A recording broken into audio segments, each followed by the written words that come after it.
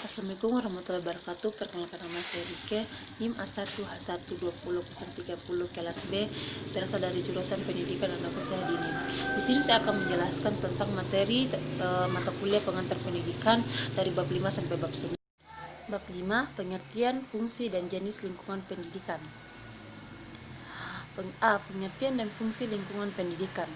Lingkungan secara umum diartikan sebagai kesatuan ruang dengan segala benda, daya, keadaan, dan makhluk hidup, termasuk manusia dan perilakunya, yang mempengaruhi kelangsungan perilaku hidup dan kesejahteraan manusia serta makhluk hidup lainnya. Lingkungan dibedakan menjadi lingkungan alam hayati, lingkungan alam non-hayati, lingkungan proses pembelajaran atau pelatihan agar peserta didik secara aktif dapat mengembangkan potensi dirinya supaya memiliki kekuatan spiritual, keagamaan, emosional, dan pengendalian diri, kepribadian, kecerdasan, akhlak mulia, serta keterampilan yang diperlukan dirinya dan masyarakat. Jadi, lingkungan pendidikan dapat diartikan sebagai berbagai faktor lingkungan yang berpengaruh terhadap praktek pendidikan. Lingkungan pendidikan sebagai berbagai lingkungan tempat berlangsungnya proses pendidikan yang merupakan bagian dari lingkungan sosial, jenis lingkungan pendidikan. Perlu pula dikemukakan bahwa pelaksanaan pendidikan dilakukan secara 3 kegiatan, yakni bimbingan, mengajar, dan atau pelatihan. Pasal 1 ayat 1 pasal 1 dari Undang-Undang RI nomor 2 tahun 1989, meskipun ketiga kegiatan itu pada hakikatnya tritunggal, namun dapat dibedakan aspek tujuan pokok dari kegiatan, yakni bimbingan, mengajar, melatih. Bimbingan terutama berkaitan dengan pemantapan jati diri dan kepribadian dari segi-segi perilaku umum, aspek, dan budaya. Mengajar terutama berkaitan dengan penguasaan ilmu pengetahuan, dan melatih terutama berkaitan dengan keterampilan dan kemahiran atau aspek teknologi. B. Terpusat pendidikan. Manusia sepanjang hidupnya selalu akan menerima pengaruh dari 3 lingkungan pendidikan, yaitu utama, yakni keluarga, sekolah, dan masyarakat. Dan ketiga disebut terpusat pendidikan. Meskipun keluarga kehilangan sejumlah fungsi yang semula menjadi tanggung jawabnya, namun keluarga masih tetap merupakan lembaga yang paling penting dalam proses sosialisasi anak. Karena keluarga memberikan tuntunan contoh semenjak masa anak sampai dewasa berdiri sendiri. Dalam pengaruh dasar perguruan nasional Taman Siswa Putusan Kongres 5-10 Desember 1966 pasal 15 ditetapkan bahwa 1. Untuk mencapai tujuan pendidikannya, Taman Siswa melaksanakan kerjasama yang harmonis antara ketiga pusat pendidikan, yaitu pertama lingkungan keluarga, B. lingkungan perguruan, C. lingkungan masyarakat dan pemuda. 2. Sistem pendidikan tersebut dinamakan sistem terpusat. 1. Keluarga merupakan pengelompokan primer yang terdiri dari sejumlah kecil orang karena hubungan semenda dan saudara. Keluarga itu dapat berbentuk keluarga inti, yaitu famili ayah, ibu, dan anak, ataupun keluarga yang diperluas, yaitu di samping inti ada orang lain antara yaitu kakek, nenek, adik, ipar, pembantu, dan lain-lainnya. Sekolah. Di antara 3 pusat pendidikan, sekolah merupakan sarana yang secara sengaja dirancang untuk melaksanakan pendidikan secara alternatif yang mungkin dilakukan sesuai dengan situasi dan kondisi sekolah, antara lain 1. Mengajar yang mendidik. 2. Peningkatan dan pemantapan pelaksanaan program bimbingan dan penyuluhan atau PB di sekolah. 3. Pengembangan perpustakaan sekolah menjadi suatu pusat sumber belajar atau PSB. 4. Peningkatan dan pemantapan program pengolahan sekolah. 3. Masyarakat. Kaitan antara masyarakat dan pendidikan dapat ditinjau dari 3 segi, yakni 1. Masyarakat sebagai penyelenggara pendidikan, lembaga-lembaga kemasyarakatan dan atau kelompok sosial di masyarakat. 3. Dalam masyarakat tersedia berbagai sumber belajar. 3. Pengaruh timbal balik antara tripusat pendidikan terhadap pengembangan peserta didik. Pengembangan peserta didik seperti juga tumbuh kembang anak pada umumnya dipengaruhi oleh berbagai faktor, yakni hereditas, lingkungan, proses pengembangan, dan anugerah. Dalam petunjuk penerapan muatan lokal kurikulum SD atau lampiran Kemendikbud nomor 0412 atau U1987 dikemukakan beberapa tujuan yang lebih rinci dari muatan lokal tersebut yang dapat dikategorikan dalam dua kelompok sebagai berikut. 1. Tujuan yang segera dapat dicapai. 2. Tujuan yang memerlukan waktu yang relatif lama untuk mencapainya. Muatan lokal kurikulum SD tersebut makin diperluas atau ditingkatkan agar dapat terlaksana dengan semestinya. Berdasarkan tujuan muatan lokal, perluasan dan peningkatan muatan lokal dilakukan dengan memperhatikan 1. GPPP yang berlaku, 2. Sumber daya yang tersedia, 3. Kekhasan lingkungan, 4. Mobilitas murid, 5. Pengembangan dan kemampuan murid. Bab 6. Aliran-aliran pendidikan. Yang pertama, aliran klasik dan gerakan baru dalam pendidikan. Pemikiran tentang pendidikan yang telah dimulai pada zaman Yunani kuno dapat dengan kontribusi berbagai bagian dunia lainnya akhirnya pengembangan dengan pesat di Eropa dan Amerika Serikat. Seperti telah dikemukakan bahwa pengajaran merupakan pilar penting dari kegiatan pendidikan di sekolah, utamanya kalau dilakukan pengajaran yang sekaligus mendidik. Yang pertama, Indonesia, aliran-aliran klasik dalam pendidikan pengaruhnya terhadap pemikiran pendidikan di Indonesia.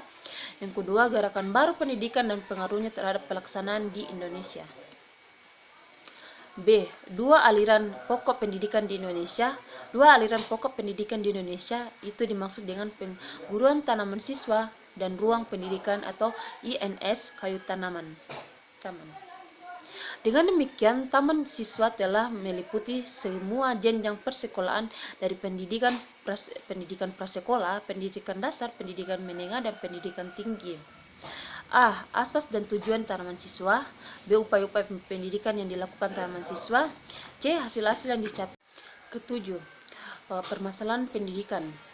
A. Permasalahan pokok pendidikan dan penanggulangannya. Sistem pendidikan menjadi bagian yang tak terpisahkan dari kehidupan sosial budaya dan masyarakat sebagai subsistem. Pada dasarnya ada dua masalah pokok yang dihadapi oleh dunia pendidikan di tanah air kita dewasa ini, yaitu A. Bagaimana semua warga negara dapat menikmati kesempatan pendidikan. B. Bagaimana pendidikan dapat membekali peserta didik dengan keterampilan kerja mantap untuk dapat terjun ke dalam kancah kehidupan masyarakat. B. Jenis permasalahan pokok pendidikan.